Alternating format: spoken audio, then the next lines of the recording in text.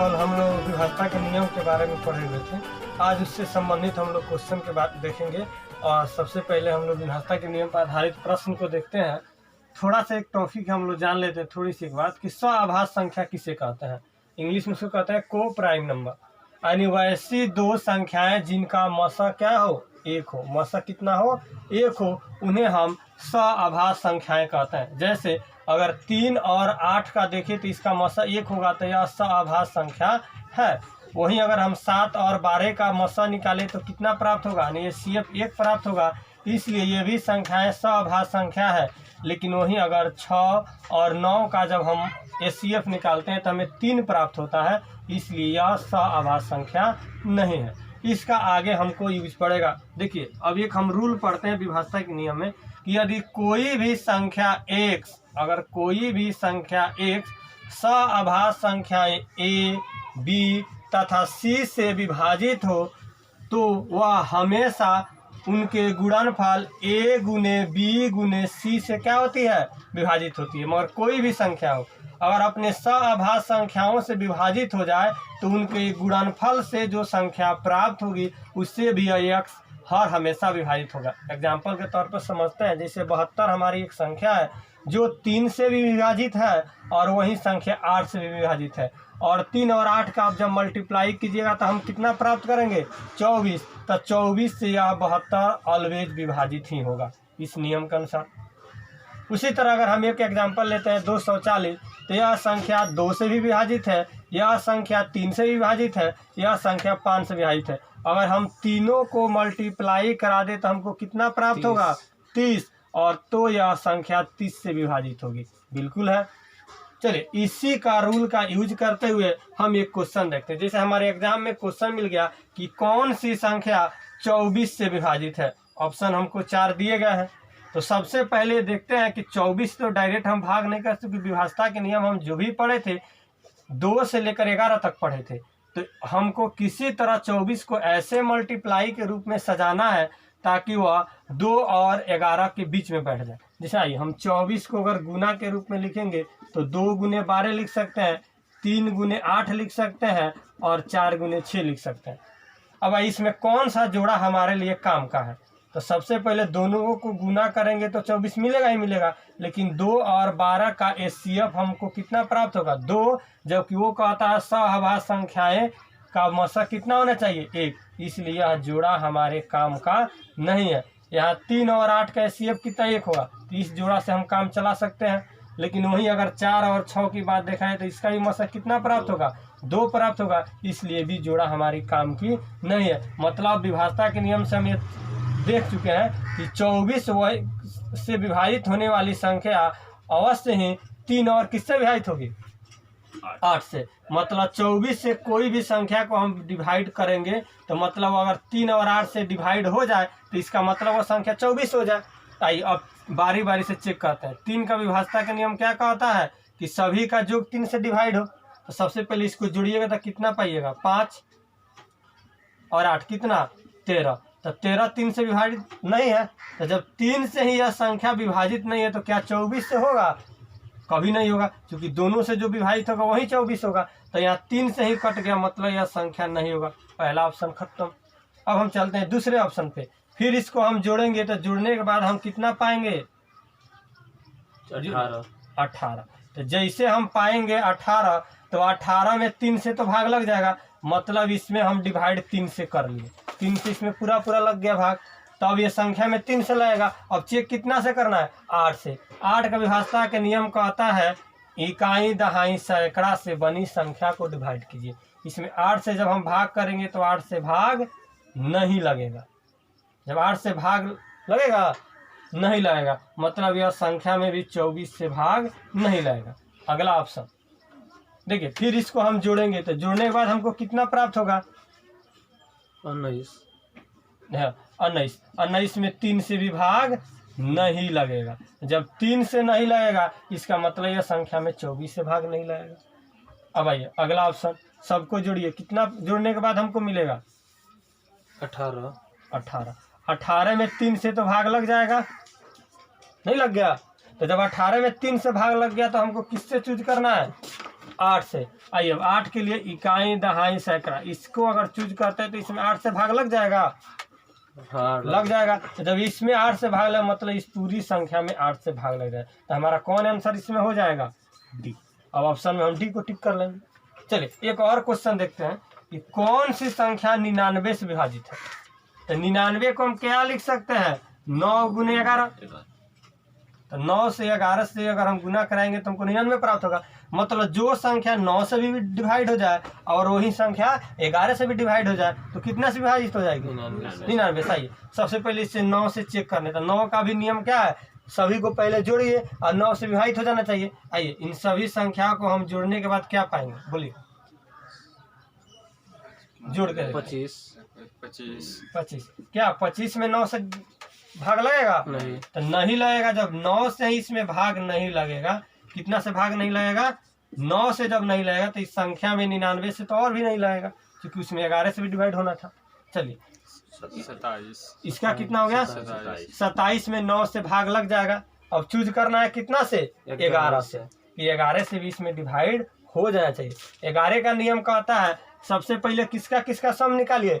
सम और विषम का। सम स्थान का और विषम स्थान का। विषम का जोड़ा बनाते हैं तो हमको क्या मिलेगा? 1 2 3 विषम, फिर इसकी 1 छोड़ के आगे लेंगे विषम। नीचे हम किसका जोड़ा बना ले? सम का। सम का। तो सम में हमारा 6 है, इसके बाद 3 है और इसके बाद 9 है। सबको जोड़िए। अगर यहाँ जोड़ते हैं हम कितना?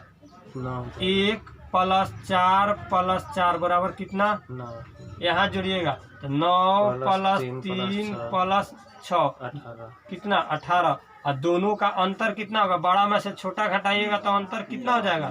9। हमारा 11 का विभाज्यता का नियम कहता है कि जो संख्या की अंतर कितना आ जाए? 0 और नहीं तो 11। दोनों में कोई नहीं है, मतलब कि इसमें भी हम 11 से भी भाग नहीं कर सकते। मतलब कि इसमें 99 से भाग नहीं लगे। दूसरा ऑप्शन भी खत्म। चलिए तीसरे ऑप्शन पे चलते हैं। जोड़ेंगे तो कितना मिलेगा? 27। चलिए 27 मिल गया। इसका मतलब 9 से इसमें भाग लग गया। अब चूज करना है 11 से।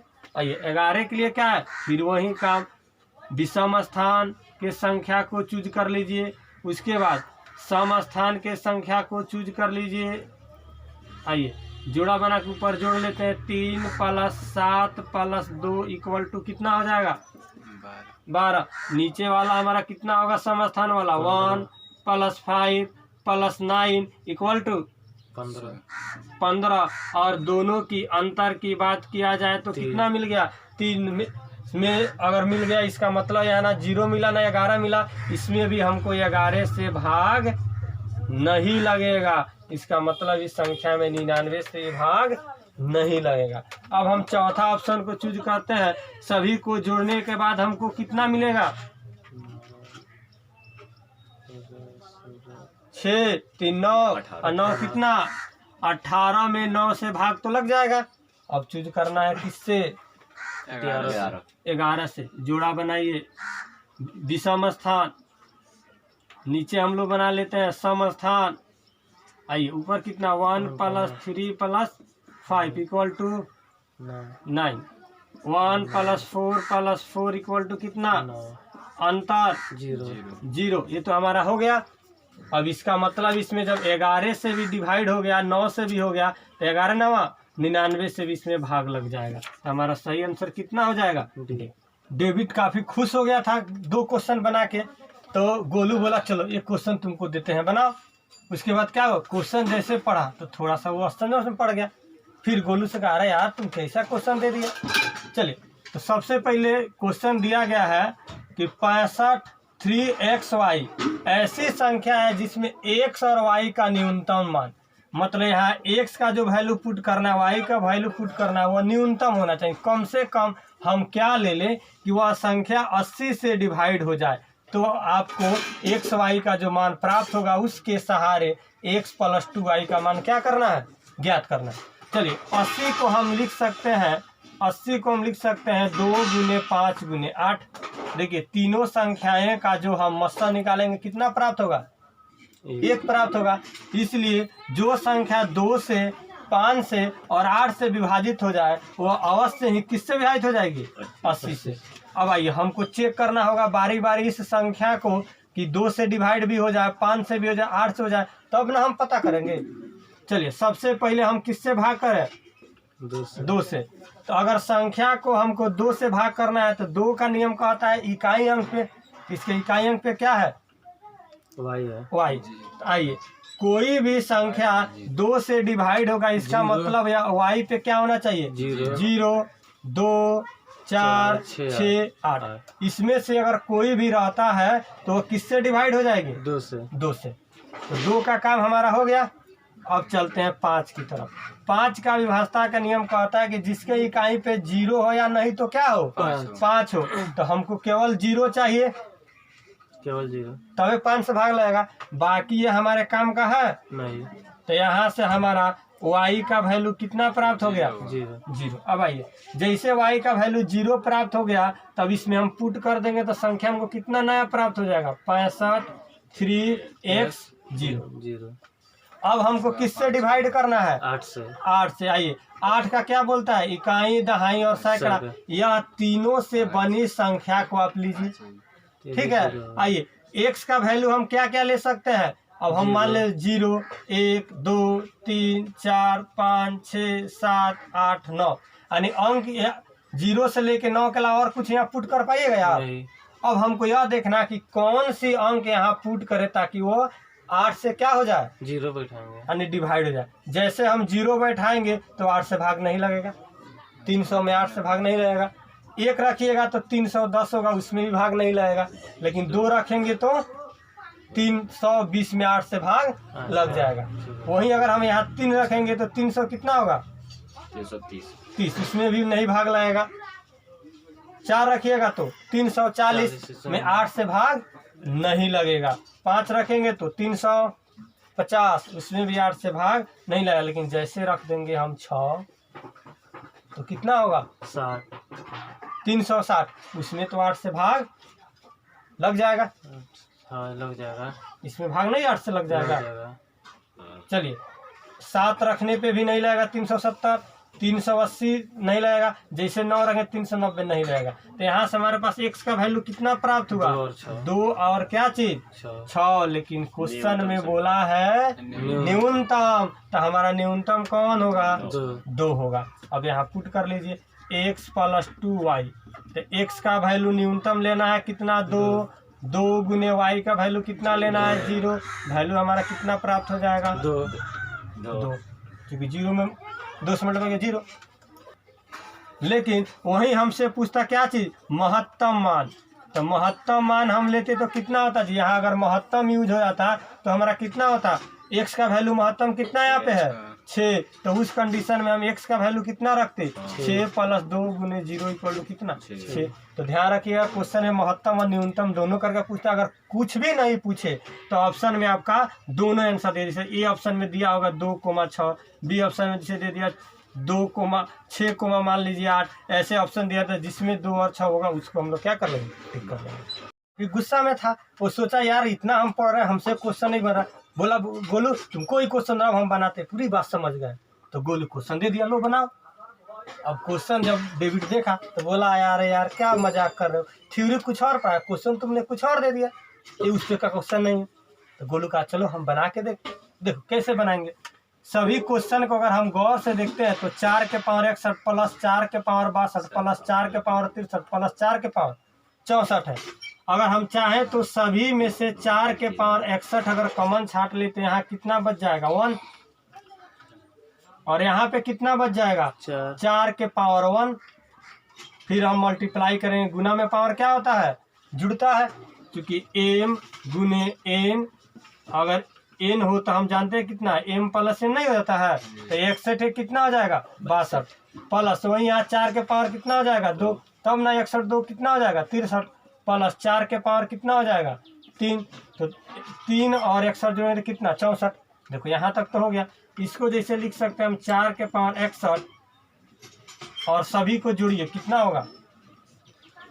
1 + 4 + 16 प्लस कितना? 64। जोड़ेंगे तो हम कितना पाएंगे? 4 के पावर 61 गुने कितना?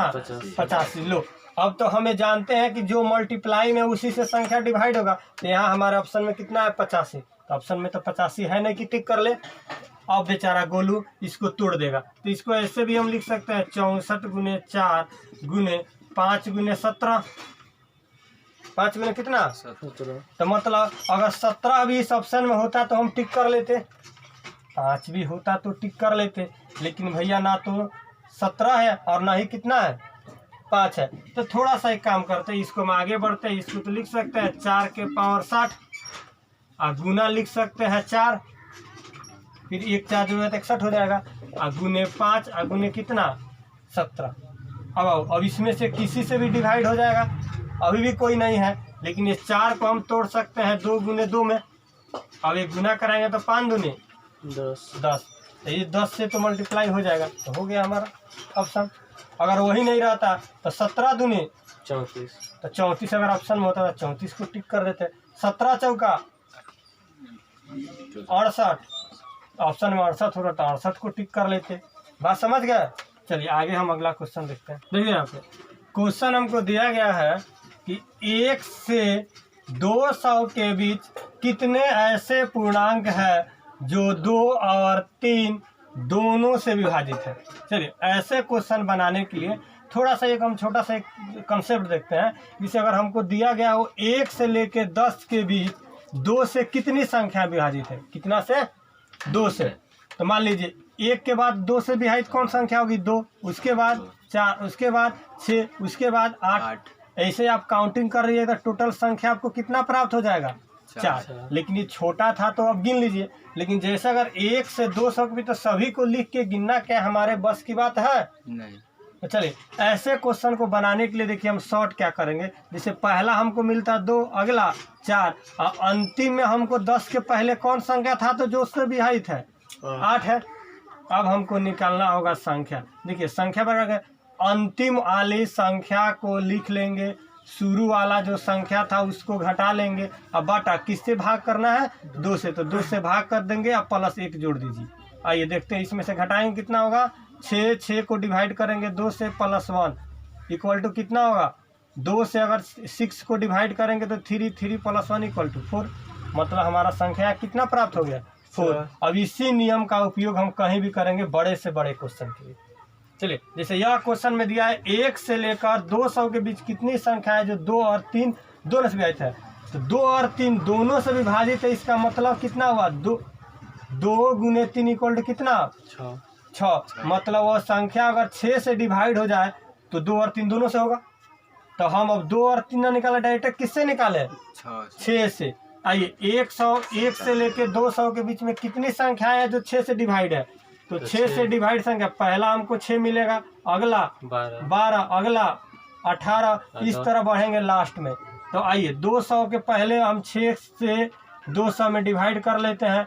36 का 18 कितना बच गया 2 0, 36 का कितना 18, 2 यानी 2 शेष बच रहा है। मतलब कि 198, 2 इसको घटा लिए तो यही ना संख्या होगी जो 6 से विभाजित होगी।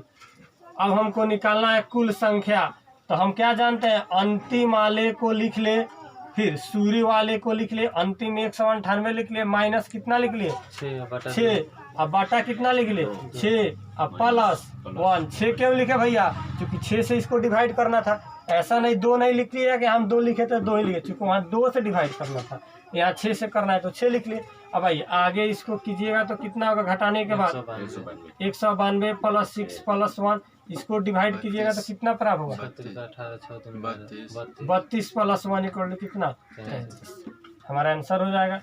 अगर यही क्वेश्चन को अब बदल देते हैं, दूसरा क्वेश्चन जैसे हमारे बोर्ड पे दिया गया है कि 5 से 300 के बीच कितने ऐसे पूर्णांक है जो 2 या कितना 3 से विभाजित है, मगर 2 से भी विभाजित है या नहीं तो किससे विभाजित है 3 से विभाजित है। तो सबसे पहले यहाँ और था तो गुना करा ले, लेकिन यहाँ रहेगा तो हम गुना नहीं कराएंगे। सबसे पहले चूज करते हैं 2 से, तो चलिए 2 से हम चूज करेंगे तो 5 के बाद 2 से कौन डिवाइड वाली संख्या होगी 6, उसके बाद 8, उसके बाद 10 और अंत में जाएंगे देखिए 300 के बीच में, तो 300 यहाँ नहीं लेंगे।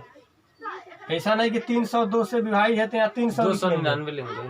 299 में तो भागा नहीं लगेगा हमारा 298 2 से, तो 2 से कितना 98। अब निकालना है संख्या, तो संख्या मेरा कितना होगा 298 माइनस 2 बटा दो। कितना 6 अब बटा 2 अब प्लस 1। आइए आगे हम करेंगे तो इस घटाने के बाद कितना 292 प्लस 2 और प्लस 1। इसको अगर हम डिवाइड करेंगे तो कितना प्राप्त होगा 146 और 1 जोड़ेंगे कितना 147। अब हम बात करते हैं कितना से ये संख्या 6, उसके बाद 9 12 आगे बढ़ेंगे तो 200 कितना 97। अब आइए हमको निकालना है संख्या की 3 से कितनी संख्या विभाजित है, तो 297 माइनस 6 भाग करेंगे कितना से 3 से अब प्लस 1। आइए यहाँ कितना हो जाएगा 291 बाई 3 अब प्लस 1। इससे डिवाइड कीजिएगा तो कितना होगा 97 होगा ना। 97। और 1 जोड़िएगा तो कितना हो जाएगा 98। मतलब यहाँ हम पाए कि 2 से डिवाइड संख्या कितना 3 से, 98 लेकिन अगर हम 2 में और 3 से मल्टीप्लाई करें तो कुछ ऐसी भी संख्या 2 वाले में प्राप्त होगी जो 6 से डिवाइड है। जैसे पहला 6 मिल गया, उसके बाद यहाँ कितना मिलता 12 जो 6 से डिवाइड है। वहीं अगर संख्या हम 3 में देखें तो 6 से 12 ये भी 2 संख्याएं जो मिल रही है 6 से डिवाइड है। मतलब यह 2 संख्याएं 2 बार काउंट हो रहा है, एक 2 में भी एक किस में 3 में भी, तो एक बार तो घटाना होगा। मतलब यह दोनों का गुणनफल जो 6 है उससे विभाजित होने वाली संख्या देखिए 6 12 18 2 में मिल गया, ठीक वही संख्या 3 में मिलेगा 6 12 और कितना 18। मतलब यहाँ एक संख्या जो 6 12 18 जो है 3 में भी काउंट हो रहा है, वही संख्या किस में काउंट हो रहा है 2 में भी। तो भाई एक ही आदमी को 2 बार काउंट कर सकते हैं, एक ही बार करना होगा। मतलब कि या तो इसमें से घटा लो, नहीं तो इसमें से घटा ले।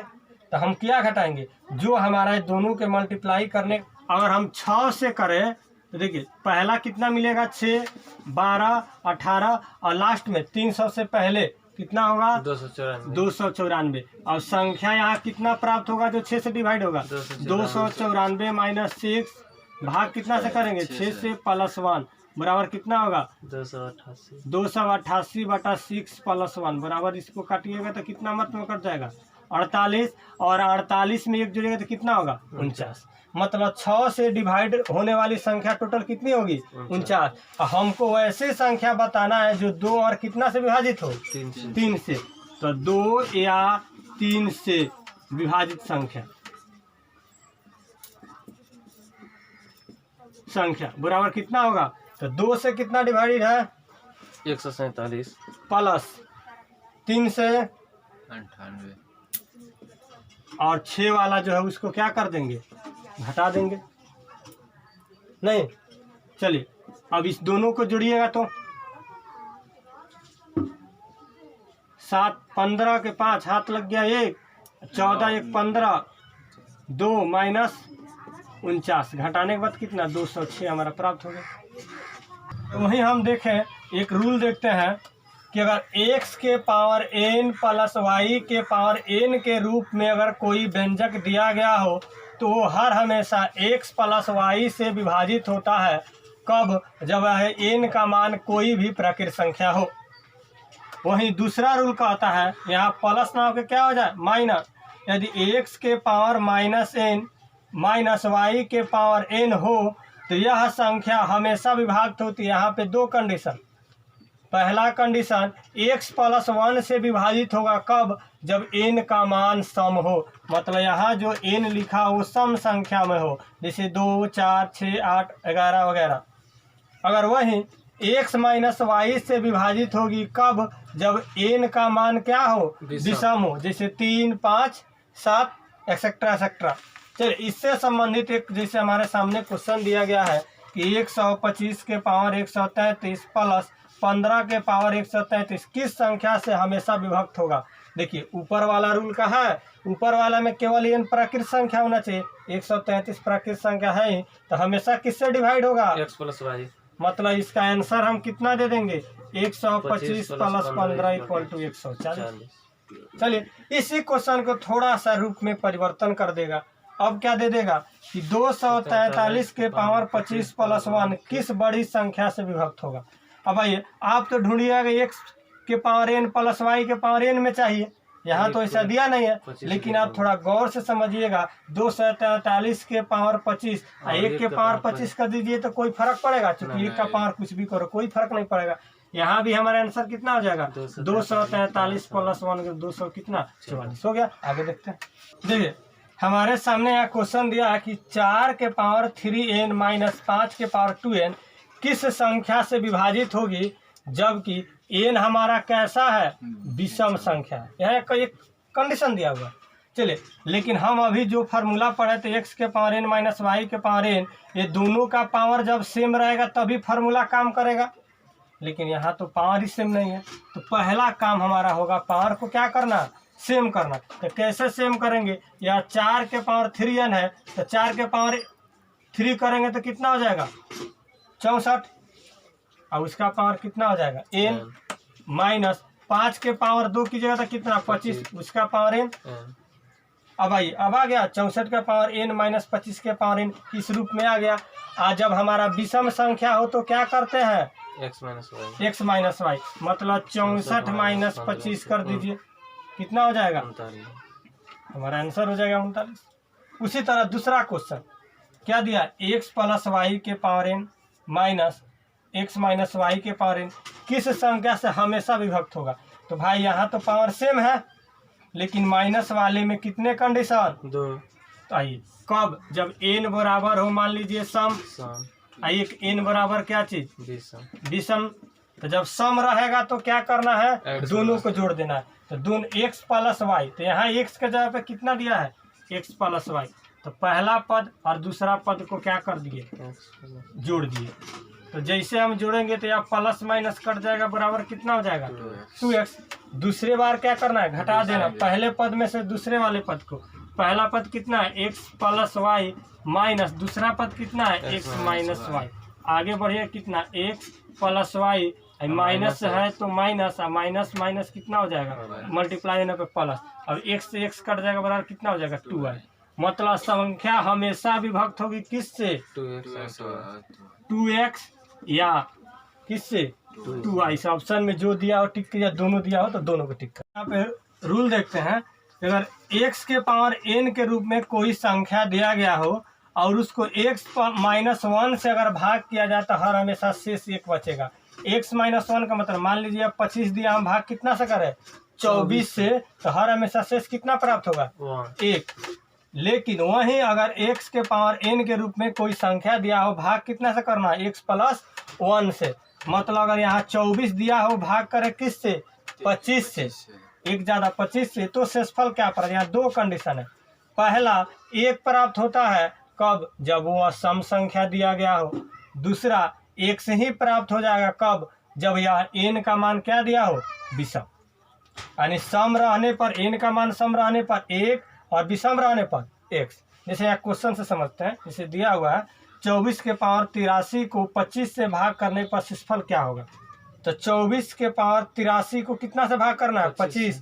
तो देखिए x प्लस 1 वाला फार्मूला आ गया, यानी जितना संख्या उसे 1 ज़्यादा से भाग करना है। इस कंडीशन में n देखना है, n क्या है। अगर सम होगा तो 1 लिखिए, या विषम होगा तो x लिखिए। तो यहाँ n का वैल्यू जो क्या है विषम है, तो विषम में क्या आंसर होना चाहिए x। तो x का मतलब हमारा 1 से 24 है ना है, तो यहाँ आंसर हमारा शेषफल कितना प्राप्त होगा 24। दूसरा क्वेश्चन 83 का पावर 185 को 82 से भाग करने पर क्या शेषफल। देखिए जितना है उससे कितना लेना है 1 कम, तो 1 कम वाला में एक ही कंडीशन है, हर हमेशा शेषफल 1। तो यहाँ पे हमारा आंसर कितना हो जाएगा 1। दूसरा क्वेश्चन 136 के पावर 34 है तो 137 से भाग करने पर शेष क्या होगा। देखिए जितना दिया है उससे कितना ज़्यादा प्लस वाला है, तो प्लस वाला में n पे देखते हैं, चूँकि यहाँ दो कंडीशन है, तो n क्या दिया हुआ है सम, सम में आंसर कितना होता है, तो यहाँ भी हमारा आंसर कितना हो जाएगा 1। देखिए इस बार IIT और पॉलिटेक्निक 2020 के लिए दो हम एक अच्छे क्वेश्चन करते हैं विभाजता के नियम से जो संबंधित है। देखिए ये दो क्वेश्चन VVI जो एग्जाम के लिए, पहला क्वेश्चन दिया गया है कि दो क्रमागत विषम संख्याओं के वर्गों का अंतर हमेशा विभाजित होगा यानी विभक्त होगा। किससे? देखिए, तो विषम संख्या के वर्गों का अंतर, तो सबसे पहले विषम संख्या यहाँ पर अननोन है, यहाँ विषम संख्या क्या है? मालूम नहीं है। अननोन है। तो इसको हम बनाने के लिए क्या करेंगे? तो कोई लगातार दो विषम संख्या ले लीजिए अपने मन से, जिसके वर्गों को क्या लेना है? अंतर। तो जैसे दो विषम संख्या मान लीजिए हम अपने मन से ले लिए, जैसे एक ले लिए 3, दूसरा क्या ले लिए? 5। कितना ले लिए? 3, 5। तो आइए दोनों का वर्गों का अंतर, तो इसका अंतर वर्ग कितना होगा? 25। इसका 9। अंतर हम कैसे निकालेंगे? बड़ा में से छोटा, तो 25 में से 9 गया, कितना हो गया? 16। अब कोई लड़का यहाँ टिक कर लाएगा, भाई चलो 16 से वो संख्या विभाजित हो जाएगी, ठीक है, लेकिन वहां जाके वो क्या हो जाता है? गलत हो जाता है। देखिए अब हम करेंगे क्या? जैसे विषम संख्या का रूप कितना होता है? 2n-1। कल हम लोग देखे थे संख्या पत्ती में 2n माइनस कितना? 1। तो आइए अब यहाँ से इसी रूप में कोई भी संख्या बैठता है। आइए दो संख्या हम लेते हैं, तो मान लेते हैं एक संख्या बड़ा होगा, दूसरा संख्या छोटा होगा। अगर पहला संख्या ले ले x-1, तो दूसरा संख्या इससे 2 ज़्यादा, तो 2 ज़्यादा का मतलब कितना होगा? इसमें 2 जोड़ देंगे। आइए अब वर्गों का अंतर, तो इसका वर्ग करते हैं और इसका वर्ग करते हैं, अंतर ले लेते हैं और फॉर्मूला में बैठ गया a + b का whole square minus a - b का होल स्क्वायर बराबर होता है 4a और क्या चीज? b बराबर कितना होगा? 4 दूनी 8 n। तो मतलब हर हमेशा वह संख्या किससे विभाजित होगी? 8 से। तो हमारा आंसर कितना हो जाएगा? 8। समझ में आ गया? चलिए दूसरा क्वेश्चन देखते हैं। यदि n एक प्राकृत संख्या हो तो n के पावर 3 - n को विभक्त करने वाली महत्तम संख्या क्या होगी? तो n क्या लेना है? प्राकृत संख्या। प्राकृत संख्या शुरू होता है 1 से 2, 3 इस तरह बढ़ते चला जाएगा। अगर हम यहाँ 1 पुट करेंगे तो 1 के पावर 3 - 1 इक्वल टू कितना हो जाएगा? 0, क्योंकि 1 में से 1 जाएगा तो 0।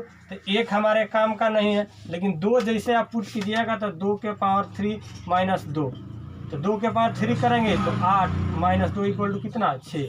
मतलब वो संख्या कोई भी आप लीजिए हर हमेशा किससे डिवाइड होगी? 6 से होगी।